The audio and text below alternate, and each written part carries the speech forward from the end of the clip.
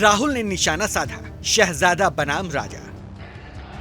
देश में इस समय चुनावी माहौल है। हर नेता एक दूसरे पर छींटाकशी कर रहे हैं, नई नई उपमा दे रहे हैं, नई संज्ञा से संबोधित करके अपने पक्ष में माहौल बना रहे हैं। खासतौर पर प्रधानमंत्री नरेंद्र मोदी, जिन्होंने राहुल गांधी का नाम लेने से बेहतर उन्हें शहजादा की उपमा दी और प्रचार अभियान में यही शहजादा शब्द राहुल गांधी की संज्ञा बन गए। दरअसल इस संज्ञा के पीछे बीजेपी का तर्क एक ऐसे परिवार के सदस्य के रूप में राहुल गांधी को स्थापित करना है जिसका जमीनी लोगों से कोई ताल्लुक नहीं है, जिसे जमीनी हकीकत के बारे में भी दूसरों से पता चलता है। अब माहौल चुनावी है, इसलिए इस तरह की उपमा देकर कई बातें जनता के सामने रखी जा सकती है और यही प्रधानमंत्री नरेंद्र मोदी कर रहे हैं। विधानसभा में भी भारी बहुमत से एनडीए की सरकारें बनेगी और ये शहजादे को,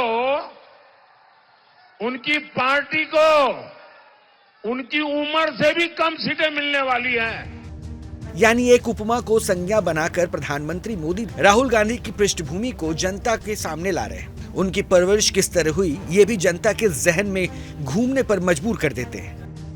यानी शहजादा शब्द राहुल गांधी की पारिवारिक पृष्ठभूमि की याद दिलाता है, एहसास कराता है कि वो एक सियासी परिवार का हिस्सा है। ये भी बताता है कि राहुल गांधी को राजनीति विरासत में उत्तराधिकारी के रूप में मिली है और राहुल गांधी का जमीन से जुड़े मुद्दों से कोई लेना देना नहीं है। इसके अलावा शहजादा शब्द राहुल गांधी के लिए परिवारवादी तंज भी है। यही वजह है कि जब पीएम मोदी कांग्रेस का शहजादा नाम से उन्हें संबोधित करते हैं तो जनता को समझने में बिल्कुल भी देरी नहीं होती कि वो किसके बारे में बात कर रहे हैं। यही वजह है कि कांग्रेस राहुल गांधी के लिए इस्तेमाल होने वाली संज्ञा को उन पर व्यक्तिगत हमला मानती है और राहुल गांधी इस संज्ञा पर प्रतिक्रिया भी देते हैं। अब क्या प्रतिक्रिया राहुल गांधी देते हैं, इसे भी उनकी जुबानी सुन लीजिए। मैं देश का बेटा हूं, आपका बेटा हूं, भाई हूं।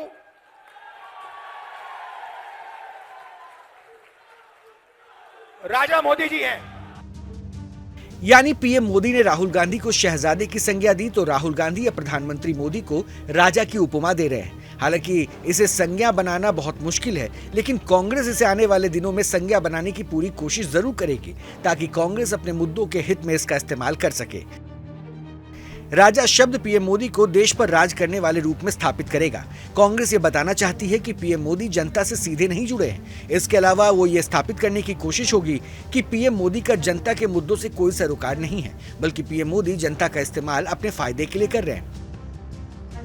हालांकि कांग्रेस इस दांव के सहारे आगे बढ़ सकती थी, लेकिन कांग्रेस ने चुनावी माहौल में राजा शब्द पर दांव खेलने में काफी समय लगा दिया और यही समय अब कांग्रेस पर भारी पड़ सकता है, क्योंकि यह शब्द अब शहजादे का प्रत्युत्तर ही माना जाएगा। इससे भावनाएं नहीं जुड़ेगी।